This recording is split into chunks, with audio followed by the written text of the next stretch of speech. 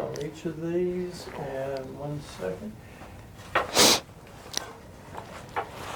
Interview Posey, Hamm, January 9th. All right. State your first and last name, where you were born, and where you live. My name is Tommy Hamm, born in Pell City, Alabama. My name is Posey, born in Pell City, Alabama. Are you retired? Yes. And tell us, where did you retire from? Pell City School System, Bama Plastic, and Honda Manufacturing. Well, I retired in '06 from Sharp Manufacturing in Memphis, Tennessee. Then I moved back to Alabama, and now I work at Walmart in Pell City. Who are your parents? My father, Tom Hamm Jr., my mother, Ruby Hamm, And your grandparents? Tom Hamm Sr., and Tangy Hamm. My parents, Frank Posey, mother Pauline Posey, grandparents Henry Posey and Celia Posey. Okay, so tell us about growing up in Pell City. What was life like, or what was a typical day for you? Growing up, it was cool. Had a lot of fun playing with cousins. You? I didn't really grow up in Pell City. I grew up in New London, and we had to work those fields, had to chop cotton and all that stuff, so that wasn't too much fun. So how was it like chopping cotton and then having to go to school? It was rough. It was really rough, but we made it through. What role did faith play in your early years? Went to church all the time. My mother took us to church, and it was good for us. Well, I guess it's about the same for me. We didn't really want to go to church, but we had to go and stuff, because they made us and everything, but it was nice. It was nice. So Tim, how did your grandparents or your parents approach life in rural Alabama from your perspective? And you just mentioned about the cotton. So Yeah, my dad, he used to sharecrop and stuff like that, and like I said, it was hard, for us and stuff. And but as time went on and stuff, things picked up. It got a little bit better and stuff. But growing up as a child and stuff, it was kind of difficult and stuff. So when you were out there with your grandparents or parents, how many hours in a day do you recall that it took to work the fields as opposed to going to school? I mean, we worked all day. Yeah, get out there maybe about 9 or 10 o'clock in the morning, and be there in the afternoons around about 4 or something like that. And Tom, pretty much the same question. What do you recall with your grandparents in rural Alabama and Harrisburg? My grandfather, he stayed over on 231, had a farmhouse barn over there. We used to go ride with him on the mule wagon. He delivered water for people that didn't have wells. And we just had fun over there. Me, Dwight Hill, Edwin Hill, and Cedric Hamm. Okay. We was all raised up with our granddaddy. Okay. And do you recall going out with him to homes? Yeah, we used to ride that mule wagon everywhere it went. You grew up on the heels of segregation, so you may have a different perspective than others. Do you recall encountering any barriers or prejudice growing up? Yeah, we always, at the time when we was coming up, we couldn't go in the stores or certain restaurants and stuff, so, we just had to deal with that. And, it's basically the same thing, it's a lot of places we couldn't go and stuff, and just just a lot of things just went on. So you know how it was. So Tim, you are our first basketball player that integrated from St. Clair County Training School. Well, first let's talk about St. Clair County Training School. What do you recall or remember in the school? County training school. Mm-hmm. It's been so long and stuff, but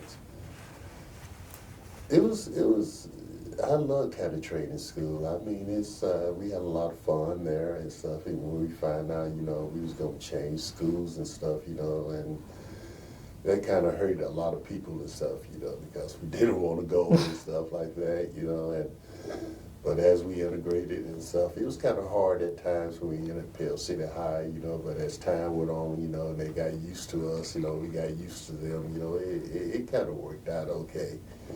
But county training school, that was school for us, and we were just heartbroken, when they said we were going to have to change schools and stuff, so that's what I did on that. So you probably was one of the better basketball players at St. Clair County Training School. So how did that feel, or did you feel a shift in your position when you left the St. Clair County Training School and went to the high school? Well, we had some good basketball players, like Don Freeman, our original PV, and once we got to Pell City High, we started getting that publicity and stuff like that, and we just made the best of it. Mm-hmm. Mm-hmm. So making the best of it, so I guess you would say that was a positive once you got to the high school. I'm sure walking the halls of a high school where you left the halls of all African Americans and now you went into a hall of, how did you feel mixing that or just walking the halls of Pell City High School? Well, I didn't really feel no difference, it's just, the stares that we got sometimes and stuff, like some of the students, they didn't really wanted us there, we didn't want to be over there no way, but just like I said, but it, as time went on, it got better, Okay.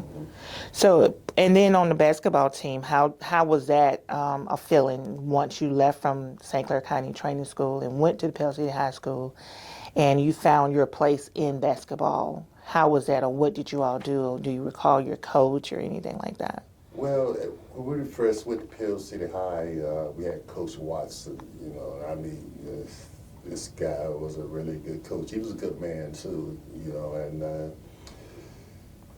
and he helped us a lot. He died, from cancer and stuff, before we, finished the season and stuff, And we just had a lot of fun, when we was playing basketball.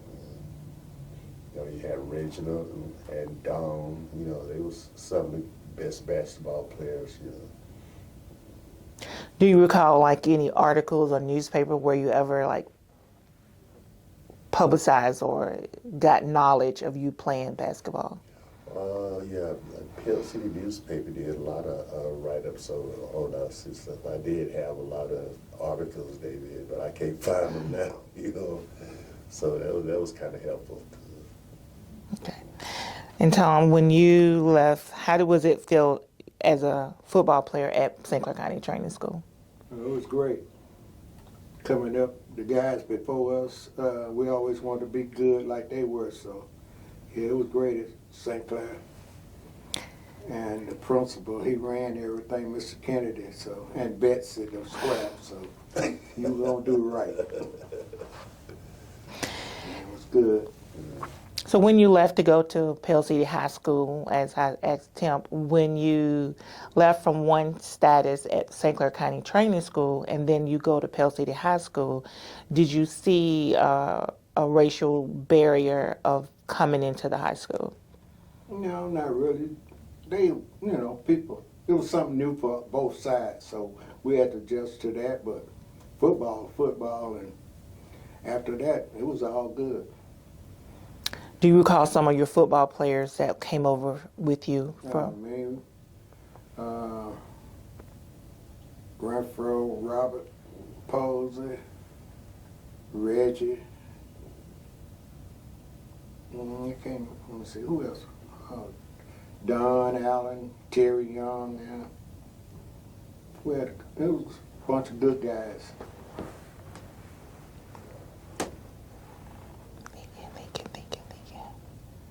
So once you was at the high school and you left after the football season and you went on to Detroit, did you play football there? No, I got me a job and started working. And then I started going to night school because I had this daytime job, and then I got me an apartment. I didn't look back. So have you encountered any prejudice or barriers in your professional career when you went over to the school? It probably was there, but one thing about that, we was thinking about playing ball and enjoying it. You know, football just, it matures the mind, and it's, when you're out there playing that sports, that's what you're thinking about. Then all the black guys, the white guys, everybody come together out there on the field. Okay, and Tim, when you went on out of high school and started a career, did you feel any prejudice or barriers in your professional career? Well, you know, after we graduated from Pell High, you know, when we were on to Tuskegee University and stuff, yeah, and I spent a couple of years down there, at least I did, and Don and Reggie, you know, they went on to left Tuskegee, went to Gaston State. And in my professional career, you know, I had a little ups and downs, but, you know, it wasn't anything that you would get upset about it. You know, it was just life, you know. So going to Tuskegee, coming from Pell City to go to Tuskegee, what was that experience? Oh man, my first year in college, I really enjoyed it. You know, being away from home and stuff, and staying in the dorms. You know, and meeting different people. You know, from around the world and stuff. You know, and it was a great adventure for me.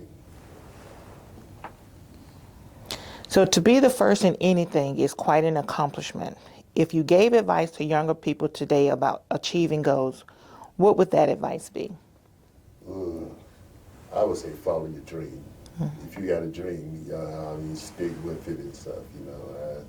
It's a lot of times, you know, I think back, you know, and I say to myself, if I had done this and I would have done that, you know, yeah, my life probably would have been more easier and stuff. But if you have a dream, you know, kind of follow your dream. Okay. And Tom, you the same. If you to be the first in anything is quite an accomplishment. If you gave advice to younger people, to your children, to your grandchildren today about achieving goals, what would that advice be? Well, be the best you can be, and don't let nobody tell you that you can't do it, and just strive at it. Always try to learn everything that you can, and be the best. So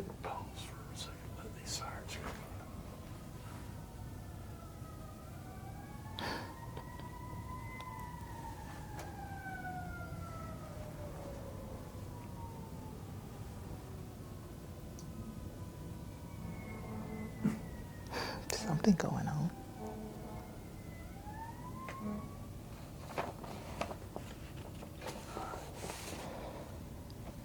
Okay, so Tim, these recordings are getting ready to be for our Black History Month.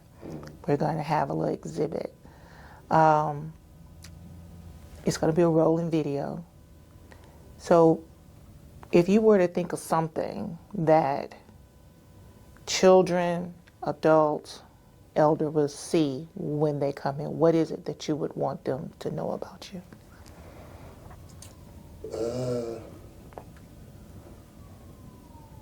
I guess I would have to say, you know, Temple was a really good guy, and he tried to, you know, influence the younger people, you know, coming in behind him and stuff like that, and never got into trouble or anything like that, you know, just I would say really did a fulfill of my life, you know, to be a successful guy, you know, but I made it out, you know. I did a lot of things got a lot of things accomplished and everything, but, you know, like I said, I made it out, you know, so. And same for you, Tom. You left Pell City and went to Detroit and came back, made a career at the school of education. How was that journey, if you were to tell someone? It was good. I came home one year and my brother-in-law said he was going to get rid of the club, so I told him, don't do that. Give me a couple of years and I come back, and I took over that, and everything is history. It was all fun. Softball team, basketball, had the girls team, guys team, just hanging out with the young kids, giving back what they gave me. That's great. Okay, that's it from me, which is the story is basically breaking barriers in Pell City. And that's what we wanted to touch on. Okay. Okay. Anything else? Anything y'all want to tell the youth that might see this 50 years from now? Oh, 50 years from now, you know, I wish I could peep into the future, you know. You know, it's already hard for them out here now. They got everything, you know. If I had things what they have now, I just don't really know what to tell them right now, you know. It's just, be the best as you can, you know. You know, just stay out of trouble. Keep learning, follow your dream, and be the best that you can be. And everything will work out for you. Okay. This concludes the interview.